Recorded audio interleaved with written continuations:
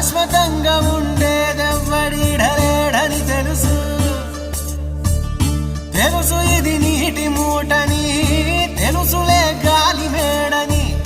తెలుసు ఈ బుడగ టప్పని పగిలిపోతదని తెలుసు ఒట్టిపై ఉన్నదంత హుష్కాకి అని అన్నీ తెలిసి అడుసులో పడి దొర్లుతుంటా